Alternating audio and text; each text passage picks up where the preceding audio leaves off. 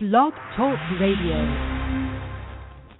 Welcome out there to Blog Talk Radio and Rainbow Soul, over there with Neil Blake where we started. And whoever is tuning in, wherever you are, whether you're in the chat room, whether you have dialed in to today's show, and I want to let our everybody know that it's still time to catch this show from its very beginning rather than coming in on the middle, which you can listen to it in the archives. But there's still time. You can tell your friends and your neighbors and book lovers everywhere. All they have to do is dial 347-994-3490. Again, that's 347-994-3490. If you want to listen in the chat room, just pull up Denise Turney Off the Shelf. It should come right up in the search engine. Click on it and go right into the chat room. There's several ways you can listen to Off the Shelf, iTunes, etc. But we're just happy to have you here with us this morning on another fabulous Saturday morning. We have an awesome guest for you today, and I'm just excited. I was telling her I have learned something from every guest we've had here on the show, and we're headed into our 12th year. Can you believe that? You are, my friends, right now, you are listening to the winning book radio show, Off the Shelf.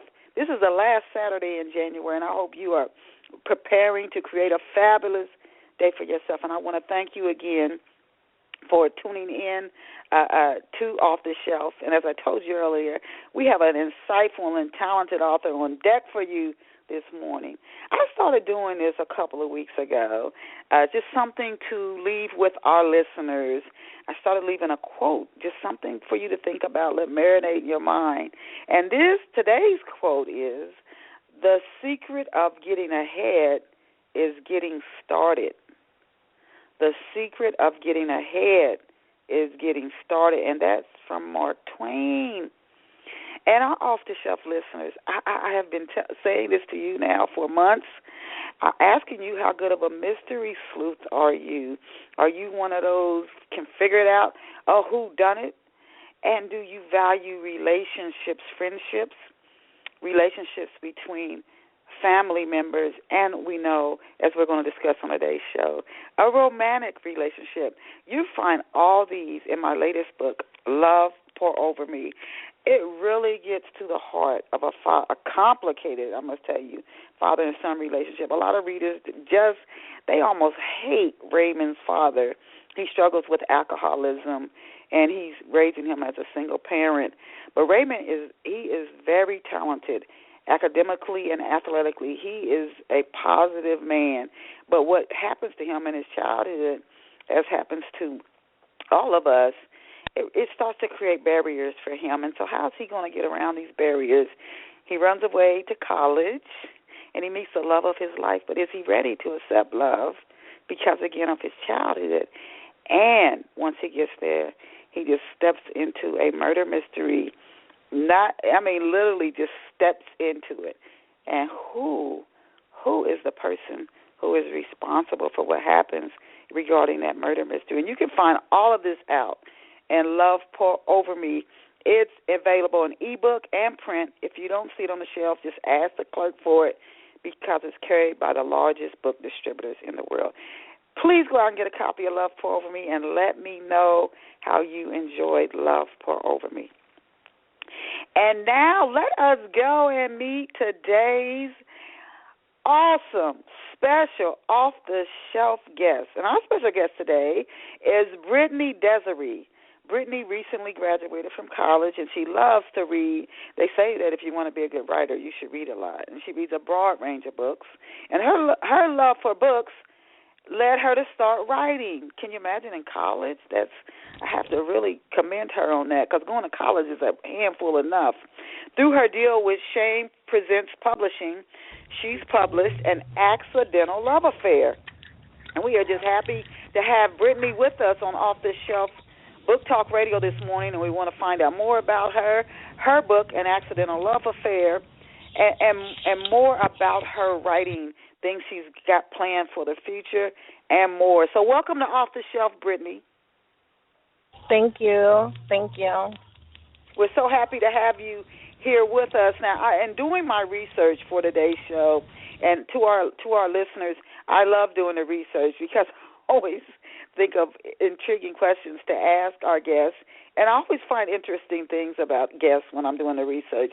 Now, doing my research, I learned that home for you currently is Fort Lauderdale, Florida, which this time of year a lot of people might wish they were where you are in that warm, sunny weather. Now, to give our listeners a bit of, in Florida, even people in Georgia are like, I want to go to Florida.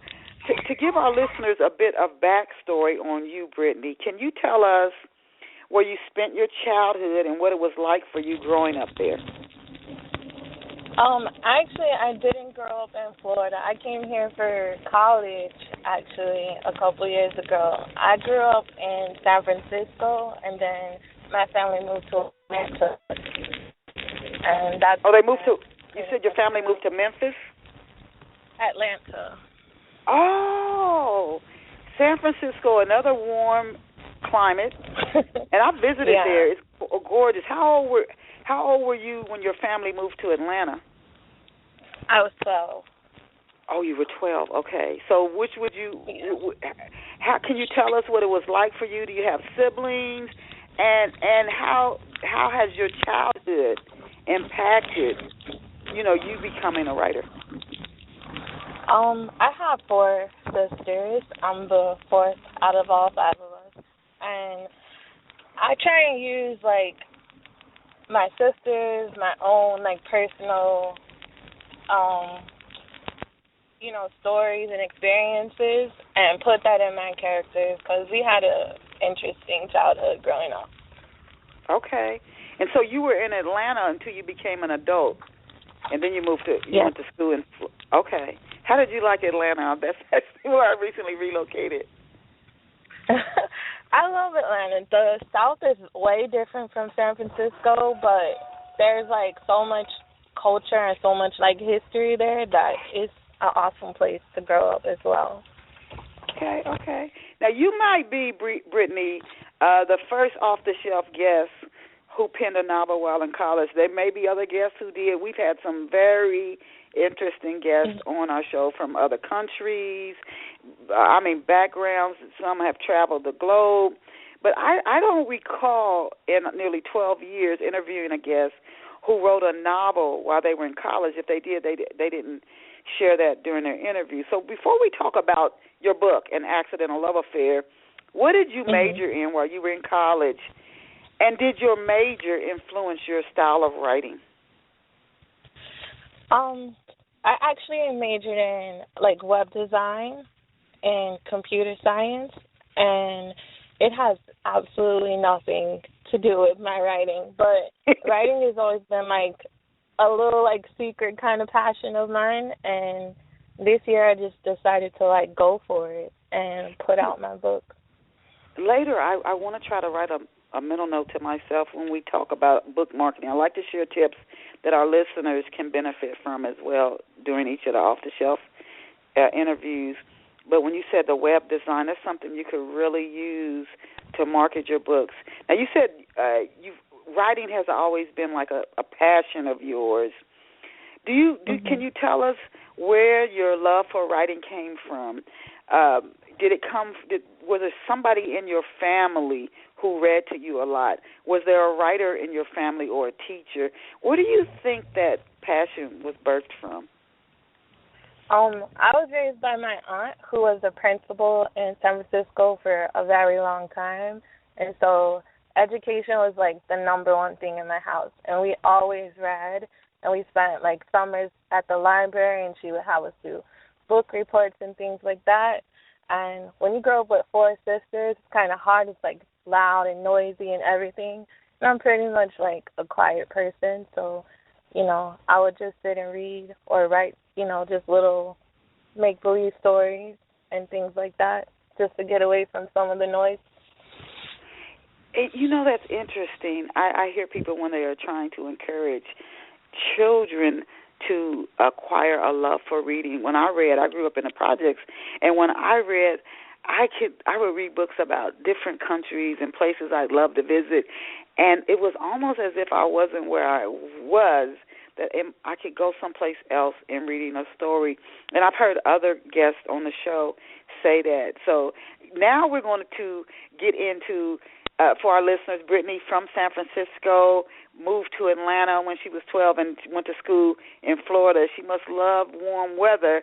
But we're going to get into how her all of her past experiences and her love for books and reading led to an accidental love affair. So did you set out to make an accidental love affair a series book, or did readers press you to write a sequel to your first novel? It started out as a series. I had just wrote the first part and sent it to Shan to see how people would receive it, and I got a good response, so I went ahead and wrote part 2. Oh, but you always intended it to be a series book, correct? Yes. Okay. Why did you, as a new writer, you're in college, you're a new writer, why did you take that approach? I started reading urban fiction. When I moved down here, I met a friend, and she was always telling me, oh, you have to read this book, you have to read that book. So, I have the Kindle app on my phone, and I'm just reading. And most of the books are series. So when I set out to write this book, I was maybe I should take that approach just to get a feel for being in the urban fiction world. See, already your business mind is already going with your creative mind. Can you introduce off-the-shelf listeners, and I hope I'm saying the name right, can you introduce our listeners to Chloe Monroe and Elijah Williams, please? Tell us about their personalities. Tell us about Chloe and Elijah. Okay, so Chloe, she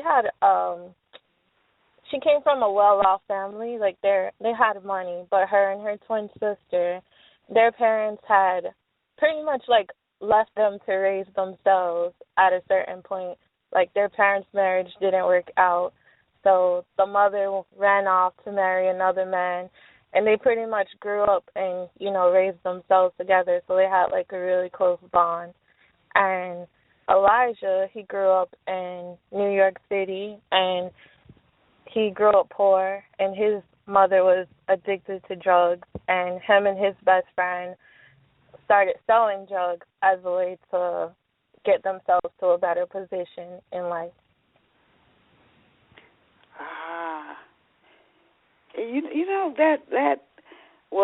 It makes sense with Elijah. You said his mother was involved in drugs, but you would think that, do you in the book show the pain that Elijah went through as a kid watching his mother use drugs, so that it can create conflict for not only Elijah but the reader, wondering, you would think he would want to avoid this if he saw his mother suffer from it, or if he suffered. Do you touch on that in An Accidental Love Affair? Yeah, Elijah finds out he has a son of his own after the child's already a couple years old, and you get to see he growing up feeling like you don't have your parents' love. He never wants his son to experience that. So you kind of get a feel for his childhood and how there he wants to be for his son. Okay. But he grew up his entire childhood with his mother. She didn't abandon him, did she? She didn't abandon him, but, when you grow up with a parent who is on drugs, they're not necessarily there for you in the way that, you would need them to be. Now, Chloe, is she? Yeah. She's completely opposite from Elijah. And if you did, please forgive me, but can you tell me the city and state Elijah was raised in, and Chloe, so I can see if they're raised. Our listeners can see if they were raised in the same town. And was Chloe, is she completely opposite Elijah? Was she sheltered? Chloe was very sheltered. She's much like myself. We're just quiet book people. We went to college, and we're very sheltered from a lot of things. And she grew up in Atlanta, which is where I went to high school. And then Elijah, he lived in New York and he grew up in New York City and Brooklyn, and then he came to Atlanta when he was an adult. Okay. Well, so the book is set in Atlanta. Yeah. Set in Atlanta. Okay. Now this can make good sense to our listeners. Where I'm going to ask this question. So why does Chloe? She's very. Her childhood is nothing like Elijah's. Why does she fall for him? She seems focused and not like she'd be drawn to a guy who's playing the field. What's the attraction that Chloe has for Elijah? Elijah is very confident. He has just like this energy about him. He's real confident. He's real sure about himself, and she likes that about him. But of course, like you said, he is playing the field a little bit, so she's cautious. Like, is this something she should get into? But their attraction to each other, it just keeps pulling them back together. And where do they meet? They're both in Atlanta. Is he in college? Is she in college? Do they meet at a party? Can you tell our listeners how do their paths crossed in an accidental love affair? Atlanta has a big club scene, so they're out just one night. It's her a month before her senior graduation, and they're at a club, and they just happen to cross paths, and they don't immediately connect, but a while later they bump into each other again, and that's where it all starts, at a restaurant. So an accident. Okay, it's starting to come together. Your answers. Now, does Chloe? How old is she, and how old is Elijah when they meet? And does Chloe have a history, Brittany, of being attracted to or picking the wrong guy? Chloe is only 21 years old, and this is her first relationship. So she's kind of learning. Elijah, even though he's older, he's 28, he's still kind of learning, because this is the first relationship he can see a future in for himself. Okay. Does she have a history of being attracted to either guy who's not really available? Because everybody has love in them. Everybody. You're not going to meet a person that doesn't have love in them and very loving qualities.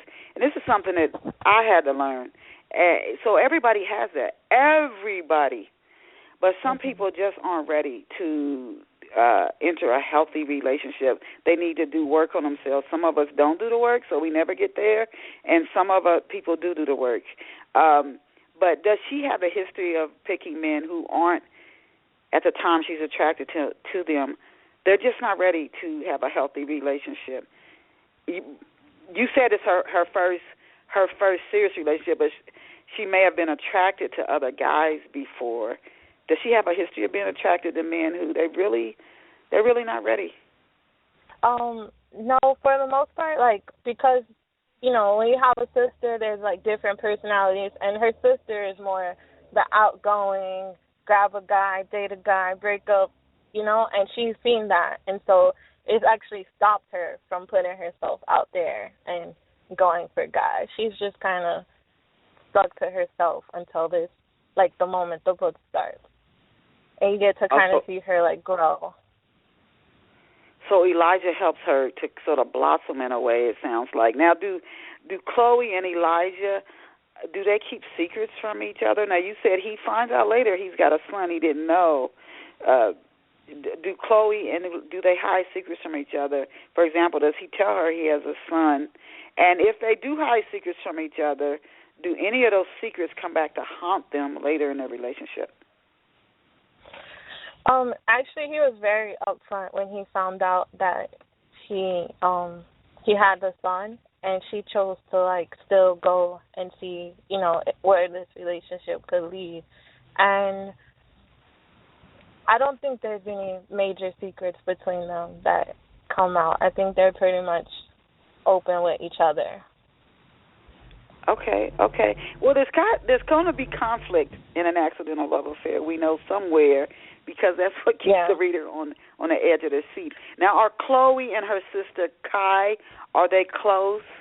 What's her and her sister's relationship? Oh, they are close. They're very close because they're twins and they actually live together. You know, for the most part, their mother at least popping in and out. The conflict comes that these two, like, their dad just kind of abandoned them when they were 12 years old, so they don't really know much about him. And when he does come back into their lives, it's, you know, secrets from his past that are affecting them right now. Okay, so Chloe and her sister, they're close. Do they live in Atlanta, just the two of them, or their father's out of the picture right now? And is their mother in Atlanta, or just the two of them? They both just picked up and moved to Atlanta by themselves, or do they have other family? No, they grew up in Atlanta.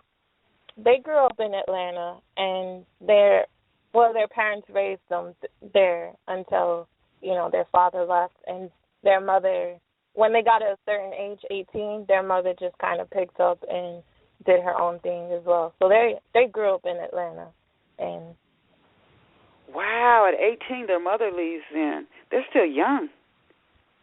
They're very young, so they're very close because they need each other, you know. Other than, you know, paying their bills, their parents are pretty much not in their life. Wow. At 18, are they still in high school when they're...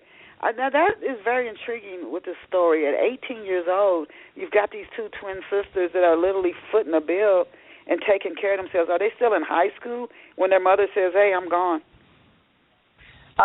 It's more like right after high school, she's just like, she's married to someone else, and she just picks up and goes.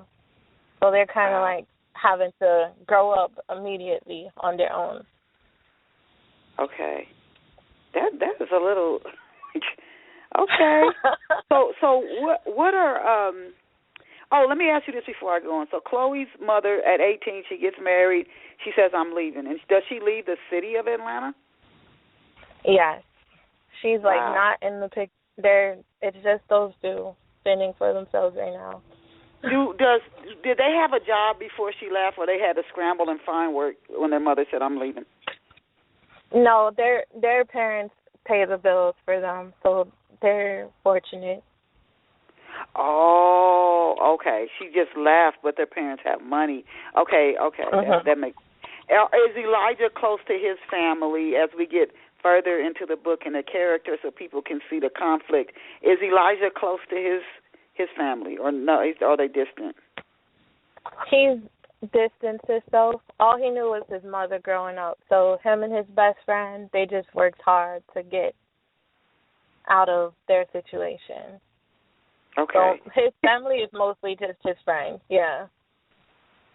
Okay. Can you describe both of their parents a little bit? Chloe and Kai's parents, they have money. How did they get their money? Does the father own his own business so that they can, you know, that you can tell your daughters, here's some money, I'll pay for your rent and your food and everything. They've got that much money, and then they go off and live someplace else. So can you describe their parents, their personalities, and how did their parents come into the money that they have? So their father, he was a FBI agent, and he was undercover as a drug dealer before they were born. And he made a little money, and when things got too hot, he had to leave. He had to just suddenly leave. And their mother, she was very heartbroken that he just up and left, and she had got some misinformation as to why he had to leave. So she, was feeling heartbroken, and she took comfort in other men instead of just focusing on raising the girls. Before that, was she like a doting mother? Absolutely. Her husband? She was in love. She loved her girl. She was a good mother. Okay. Is Darren Price, Brittany, and to our off-the-shelf listeners, we are interviewing Brittany Desiree, and she is the author of An Accidental Love Affair. I have to ask her before we go on, do you have a website, Brittany? When I was doing my research, I was looking for, if you have a website, could you give our listeners the URL to your website? I always like to let our listeners, if they want to go to the website, read the excerpts, learn more about the guest as they're listening to the show. If you don't, that's fine, but if you do have a website, could you share the URL with us, please? I do have a website, but it's under construction right now, and it'll be up and running very soon. But mostly I'm on Facebook, and you can get, like, anything you need from me through Facebook.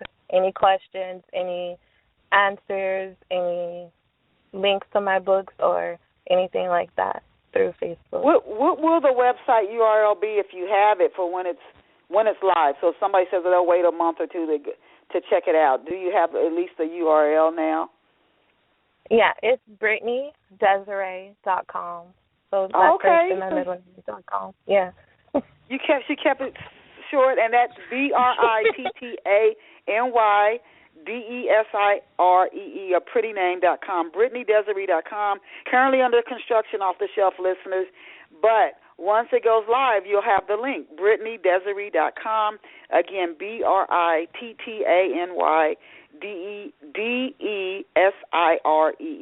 BrittanyDesiree.com. So we're interviewing Brittany today. She's the author of An Accidental Love Affair, and she wrote this book when she was attending college in Fort Lauderdale, Florida, San Francisco native, but she also grew up in Atlanta. And this is where An Accidental Love Affair, to our listeners, is set. It's in Atlanta, and two of the main characters, Chloe Monroe and Elijah Williams. Elijah is from New York, and Chloe and her twin sister Kai, they grew up in Atlanta. Now, I was getting ready to ask Brittany this question. Is Darren Price, is Darren someone from Kai's past, and what's he doing when he enters the story? Okay, so Darren is Elijah's best friend, and they moved to Atlanta together. Kai is actually in a different relationship when she meets Darren, and Darren is more what she needs, and the relationship she has right now is kind of like her, like, trying to get the family life that she thought she needed. You know, her current relationship is just kind of up and down, back and forth, and Darren is more stable, a more, like, stable situation. But he and Elijah, they're dealing drugs, right? They are. And okay, and then Chloe and Kai's father used to be a FBI. See, when the questions help the readers to see. Oh, you start to see how the web is tangled, and yeah. you want to go get An Accidental Love Affair to figure out just how everything unravels. Okay, so he's still dealing in drugs when Darren and Kai meet. Is she attracted to him? Is he attracted to her? Or is this type of a thing where they don't hardly really notice or pay attention to each other when they meet? When they meet, they're both going through some things. So it's not an initial, like, relationship. They don't just, boom, jump into it with each other. She's going through something with her current boyfriend, and he's got children of his own, and their mother, they have a different kind of relationship. Okay, and so Kai doesn't have children. How many kids does Darren have? He has twins, one boy and one girl. Okay. Oh, and I wanted to ask you, so Kai is 21. She and Chloe are twins. How old is Darren? We know Elijah's 28. How old is Darren? He's also 28. They grew up together, best friends from the beginning. Okay. So what are Chloe, Kai, Elijah, and Darren? What are they doing at the start of the second book in the series? So it's kind of, and then in the second book, it's kind of where all the action happens. Their father, he pops back into their life due to, like, some crazy circumstances, and they're kind of learning the secrets from their father's past, and their mother also comes in, and they're finding some secrets about her as well. So the second book is kind of up and down. There's a lot of drama happening in the second book with them, and at this point, Chloe and Elijah are trying to get their relationship back on track and get it back together, and Kai and Darren they're together, but there's some outside things happening that are like affecting their relationship. Chloe and Kai, their father worked in the FBI. I don't know why I find it strange that they would both be attracted to guys who are dealing in drugs, and like it's just a regular job. That's not a regular job. It absolutely is not a regular job, and it's more that they don't feel like they had their father or any of it. They feel more abandoned. So, it's like a struggle. They're trying to like figure it out, and these are the guys they chose. Their jobs aren't regular, but I don't know how to explain. Yeah, no, people do art. People have attractions to people. I was watching Dr. Phil, and you look at people in the relationships, and you're like, what are you doing? You almost want to say to somebody, what are you doing? How many years, you said their father went to prison, right? How many years was he in prison? Oh, no, their father didn't go to prison. He was working undercover with another drug dealer, and he had, it got too hot, so the agency I understand. So he had to leave. Yeah. Okay. Can you tell us who some of the other major and minor characters? This story, as I'm listening to you talk about an accidental love affair, it looks like you could focus on several different things and hold a reader's interest. You could either focus on the father, and we had somebody on who wrote a series, book series that went maybe 7 books or more, and they focused on a different character in each book in the series. So one time maybe the father, one time focusing on the mother, and then at the end pulling it all together. There's enough going on in each of their lives, it's almost like you could do that. But who are some of the other, could you introduce us to some of the other major and minor characters who show up in the second book, and what are these characters like? Okay, the twins' father, he comes back, of course, and then Darren finds out that he also grew up in the same situation similar to Elijah, where both of their mothers were on drugs and not really very loving or nurturing, and there was a guy who kind of took them under their wing, and in the second book he finds out that guy is potentially his father. And wow. there's kind of a broken trust with him at the moment, so he's kind of trying to, pull his life back, pull everything he thought he knew together, Okay. And he also finds out he has a little brother, and there's just all these things that keep happening. It's coming at them really fast, and they're trying to piece their lives back together.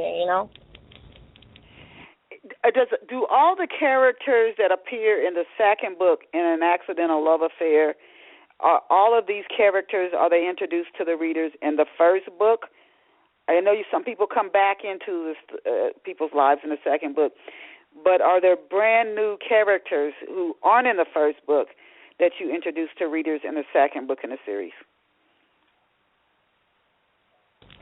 Other than the parents, no. There's not too many characters because there's so much going on. I just focused on just the main characters, and then they have a small circle around them, but not too many characters. I have to ask you this, Brittany.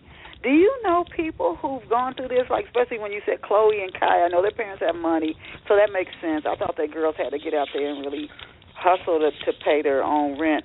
But do you know people who've gone through similar things at that age, the 21 to 28 I can get, that take place in an accidental love affair? I know people who not grown up like abandoned by their parents in a sense, but um feel like they were loved by their parents just out of obligation. And when they turned 18, it was just kind of like you're on your own, you know, and you have to grow up fast and figure out life pretty quickly, you know. And you find out, you know, like as an adult, you realize, you know, what your parents have gone through, and maybe they had like similar experiences, you know. Which is what it sounds like is going to happen in an accidental love affair, as the adult children get to learn more about their parents' past. Whose perspective, or whose dominant perspective? This, I know, a part of writing, they always tell you, are you going to write in first, second, or third person? First person more limiting because you can only tell the story through one character's eyes. In first person, third person, you can tell it through multiple characters' eyes. But whose perspective dominantly would you say that the story in both books is told from? Is it Chloe? Is it Kai? Is it Elijah? Who's the character that you chose to tell the story through the most? The story's written in third person, so you get, in the first book, it's kind of, I'm giving you like into each person, but from third person though, so it's, you know, me telling the story of the characters. And then in the second book, we focus mostly on like the parents' past, so it's still third person. Oh, but the first book's more on the children, and then the second book there's a greater focus on the parents. Why did you choose to tell the story that way? The first book more focusing on the children, and do all of those four characters get almost a balanced focus? Chloe, we see the story told through her eyes, and Kai and Elijah and Darren. One thing I have seen writers do, and this can get when a story gets confusing. They'll start telling it from one character's point of view. 2-3 paragraphs later, they've switched and are telling it from a different characters, and sometimes it can be confusing knowing, okay, whose vision are we looking through right now? But why did you decide to tell it, the first book, through the children and the second through the parents? Is that something that just happened as you wrote the book, or did you plan to do that all along? I'm mostly free, right? So when I sit down, I just kind of write. Wherever my mind takes me, I kind of just put it out there.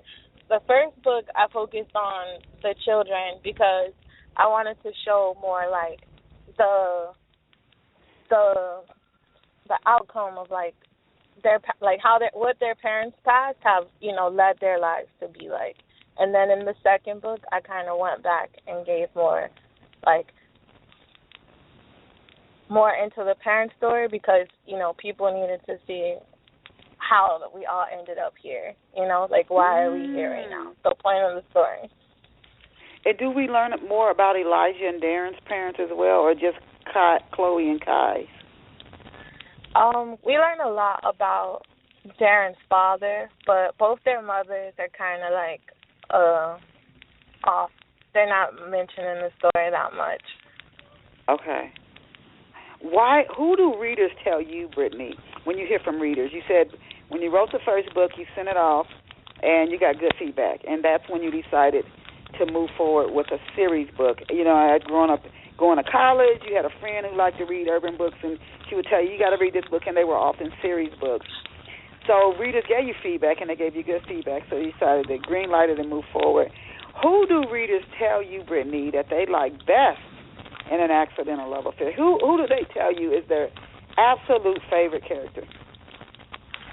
I get a lot of feedback on Kai because in the beginning of the story, she's in a relationship with somebody who's in another relationship, and he's kind of like, you know, playing with her heart a little bit. And when she meets Darren, she kind of, you know, she breaks up with that old relationship, but she's kind of struggling between, like, do I go on to something new, or do I, hang on to this because it's familiar, it's what I know, And I think a lot of people can relate to that,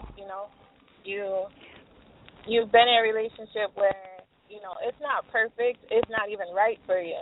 But should I hold on to it because of a history we have, or do I move on to something new and better? Wow. You know what? I for some reason when I was doing the research and early in this interview, I thought Chloe was the main character, and she would be the one that people would magnetize or be drawn toward. That's interesting. So Kai must get an equal amount of time in an accidental love affair. Now that's it. I try to do equal time with everyone. Okay. So Kai is the one that people tell you, and maybe like you say, because they've experienced the struggle with letting go of a relationship that's no longer working, and so maybe they identify with her. But who do readers tell you that they absolutely don't like and that they root against in the story? The twins' mother, I think she's kind of, every book has that one character who's just like annoying, and she's the antagonist. She has all these plots and plans, and she's kind of scheming behind even her daughter's back, and people just don't like her. They have a distaste for her. Wow. So she was a doting mother. Her husband has to leave because he's an FBI undercover, and things are getting too hot for him on a case he's on, which I can understand. And maybe he left because he was also trying to protect his family. So he leaves, but she gets a different reason for why he left. But he leaves, and she suddenly just changes.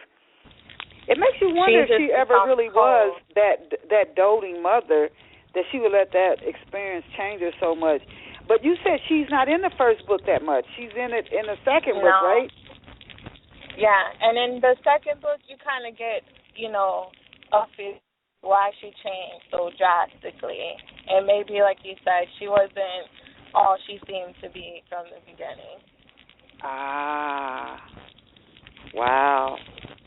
Can you tell us what parts of Atlanta do scenes in the stories happen in? And does all of the books take place in Atlanta, or does any of it happen in New York or any other city? And what parts of Atlanta?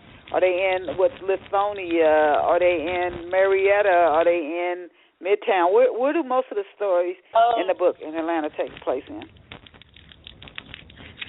When I first finished high school, I had moved to Atlantic Station, so right in the middle of Atlanta is where most of the story takes place. And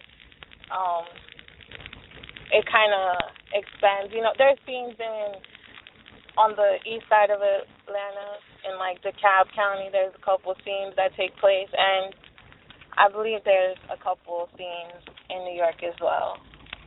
Okay. So for people who are from Atlanta, and when you read a book that you're from the area, you can feel more connected to the story because you're like, oh, I know what that is.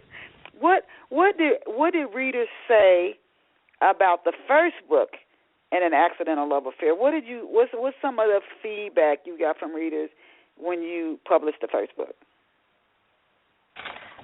The first book was mostly the feedback. They were ready. It was kind of like a setup for the second book, so they were mostly interested in seeing how everything would come out. And then when the second book came out, it was like there were so many twists and so many unexpected things that happened that, everyone had so many questions. Everyone was so excited, and it was good feedback. Okay. So did you leave? Does the first book leave readers with a cliffhanger where they just have to read the second book?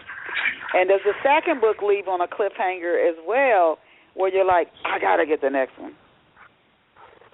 The first book leaves at a big cliffhanger, and the second book is definitely setting up for the third book. Okay. And the third book is the finale of this series, though. Oh. So when did you start on the first book? How long did it take you to finish it? And how much time passed after you finished the first book before you started on the second book? I started the first book last year in the summer, and it came out in October. Oh, my goodness. It came out in October of 2014? 2015. And oh, my goodness. Okay, Brittany, so that's when the first book came out. Okay. Yeah, and the second book came out in December, so it happened really fast, this story. It did. It did. So, and you said you freeform write, so you don't use like an outline or character sketch. So you just sit down and then it just starts coming to you that fast? Yeah, I use the outline, but I usually don't stick to it. When you're like writing and the scenes are unfolding in my head, it kind of takes on a different life.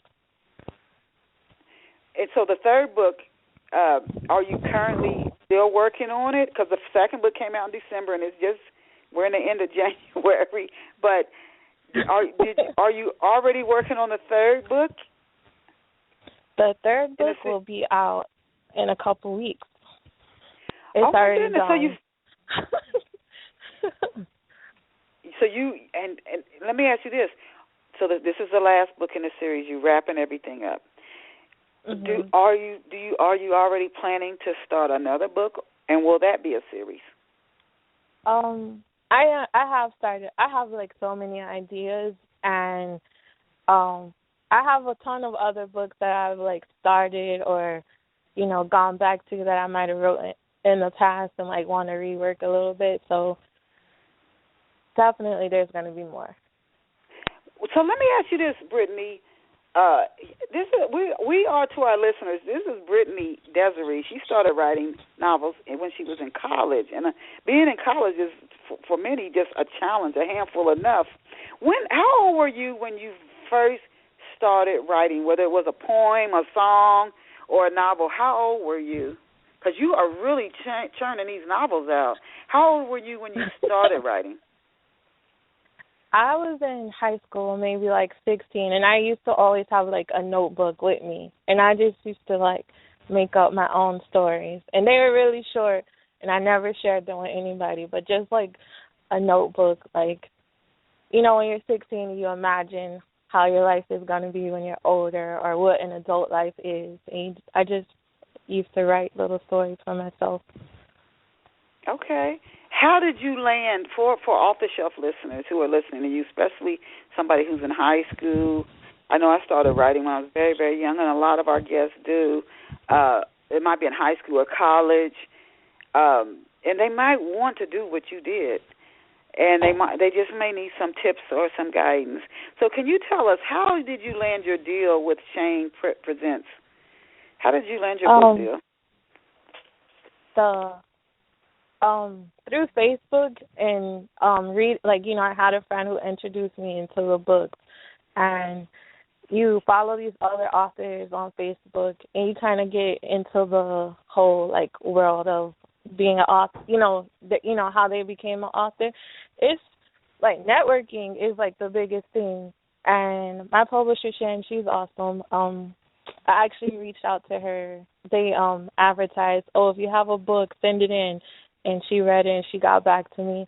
And I actually researched a couple people before I just decided to sign with her. Okay, so you did your online research, and then you met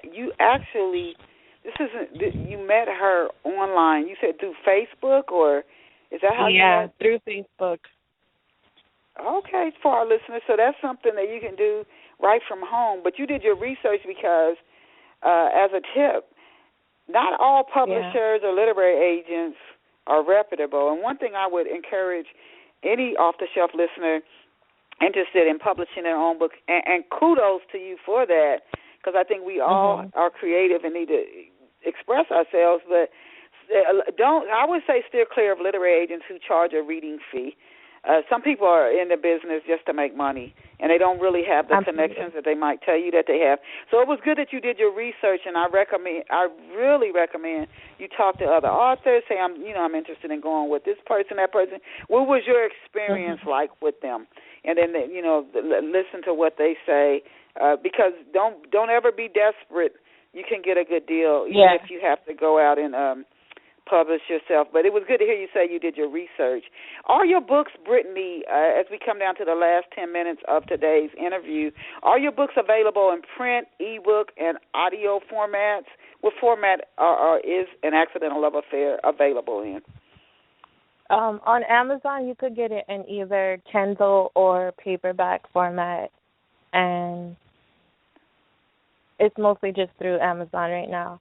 I never considered audiobook. Okay. Can you tell us what's the title? An Accidental Love Affair is a series, but what's the title of the first book and the title of the second book for people who are might be looking for both of your books, Brittany? They're both actually titled An Accidental Love Affair. The second one just says An Accidental Love Affair 2, like part 2. Okay. And how did you come up with that title? In the story, the characters kind of just seem to like bump into each other, and there's kind of like a spark, between them. It's kind of like, they didn't know each other, and it grew from a friendship. It just kind of like happened. And then the same for me writing the book. Like, I just sit at the computer, and it just kind of unfolds. So, An Accidental Love Affair. Now, we talked about this briefly before. You said and you said it again, you just sit down and you just write. There are some writers who swear by an outline, that it saves time. We interviewed an author here who said the first novel she didn't use an outline. The second one she did, and it saved her time. But you are writing these novels so fast. Anyway, would you recommend that someone do work with an outline or use character sketches so they make sure everything happens in order, they don't miss anything, that a character doesn't do anything so far out of character that people are like, what? I think when you're writing, like, to me, it's like a free, I'm a free spirit type of person, so it just happens naturally. I think you have to come up with your own, like, writing process. There are people who use outlines, and their writing is amazing, and it works for them, and they would freak out if they didn't have that outline. And I just like for things to flow naturally. Like, if I get to a point where it's not making sense or it's not mashing up, I just stop writing, and I'll go do something, take a break, and come back when the words are flowing again. Well, so you trust your instincts. You trust it's almost like, I was listening on YouTube, Walter Mosley, to an interview, which what you just said kind of triggered that memory for me, but he said most writing is unconscious, and he said a lot of writers don't realize that, and he said that's the reason that you don't want to write and then stop writing for weeks or months and then come back to it. He said to get better and better, and I hear so many writers say that, because the work is so unconscious, and you seem to, whether you know that or not, you seem to be listening to those unconscious prompts. When it's like something in the unconscious is like, okay, I've done enough today, you just get up and go do something else, which is good, I think. But he was saying that write something every day, because I guess that strengthens that, that creative muscle unconsciously in people. But it was interesting when you said that when it's just not flowing anymore, you're like, you just get up and go do something else and then come back to it. Speaking about some writers, like you said, do outlines and they write great work. Who are some of your favorite writers, and who are some writers who you would say you admire and who influence your writing style? Growing up, I did read Walter Mosley. My aunt, she's a big book person as well, and I used to get books off her shelf, and she had, Walter Mosley and she had a lot of everything, actually. Some mystery. For some reason, this author's name is, not popping in my head. And now I mostly read, I don't know what, it just, my mind went blank for a minute. I'm sorry. Yeah. Right now, some of the authors I work with, our books do come out really fast, and urban fiction people are like, drug dealers, bad relationships, blah, blah, blah. It's not real writing or real, literature, things like that. Mm-hmm. But a couple of the girls I write with, they are doing, one of them, like, I just admire, she has a family. She's really young. All these people are really young, like in their early 20s, and she has children and everything, and she still comes out with these books, and she's making amazing money, and her stories are like you're fiending for the next one. And Okay. Yeah. There is a bird pecking on my window right now. I wanted to ask you, we only have 5 minutes left. Have to ask you this. Has publishing a book, has it met with your dreams and expectations? So before you publish, you're like dreaming about what it would be like. Has the experience of actually publishing a book, has it matched your dreams of what you thought it would be like before you actually did it? Before I actually published a book, like, writing was just something I did for fun or to pass time. And, I went to college and I got a job, and then I lost my job. And I was just like, what do I do now? So publishing has definitely met my expectations.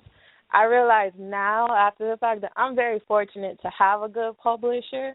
And I think the most important thing is, like, researching and not signing, like, a contract that you're unsure of or anything like that. Like, make sure you read it and make sure it's legitimate, and don't be scared to ask questions, because I asked a ton of questions of everyone around me. Good for you. Where can off-the-shelf listeners get copies of An Accidental Love Affair? The first book in the series, of course, came out October 2015. To our listeners, the second book in the series came out December 2015, and the third book is getting ready to drop in a few weeks. Where can off-the-shelf listeners get copies, Brittany, of An Accidental Love Affair? You just go to Amazon.com, type in An Accidental Love Affair, and it'll come right up. Okay. Do you have any upcoming speaking engagements, any book club events? Are you appearing at any writers' events where you'll be selling and signing your books, where our listeners could actually meet you and get an autographed copy of An Accidental Love Affair? I don't have anything coming up right now, but I'm open to all opportunities. So, like I said, reach out to me through Facebook. You can find my author page, and I also have my personal page, which is listed under Brittany Mitchell. And just reach out to me at any time. I'm always up. I'm always writing. I'm always available. Okay, before we close, we got two minutes left. I wanted to ask you, what last words of encouragement or advice would you like to leave with off-the-shelf listeners and readers today? I think that, like, sometimes you let, your fear of, like, going out and just, like, going out on a limb, like, writing is not what I was initially, setting out to do, but it's, like, panned out for me. And I feel like if a lot of people, like, trust their gut, and it might not seem like, it's hard work, but, you work through it, and, your dream or your new dream might really come for it. So if you just follow your heart, follow your gut, I don't think it'll lead you wrong. Well, thank you for that advice and words of encouragement, Brittany. I'm telling you, we're talking to, they say millennials. We're talking to a college student, Brittany Desiree. She has authored An Accidental Love Affair. Her website will be out shortly, and it's BrittanyDesiree.com. I encourage you to bookmark it now, so when it's up, you can go over there and read her book excerpts and keep up with what she's doing. And that's BrittanyDesiree.com. And she talked to us about Chloe and Kai and Darren and Elijah. So we've learned about several of the characters and their parents and An Accidental Love Affair. We want to thank Brittany for being here with us today and encourage you to support her and her works. And kudos to her for going after her dream while she was in college.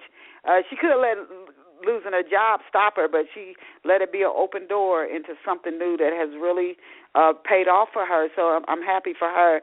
As I always tell you, our listeners, want to thank you for tuning in here this Saturday. Come back next Saturday, 11 a.m. Eastern Standard Time or New York City time. We will bring you another phenomenal guest, and all of our guests always share such valuable advice. We have guests on from all over the world, different walks of life. The one thing in common is books. So tell everybody, tune in to Off the Shelf, Saturday mornings, 11 a.m. Eastern Standard Time.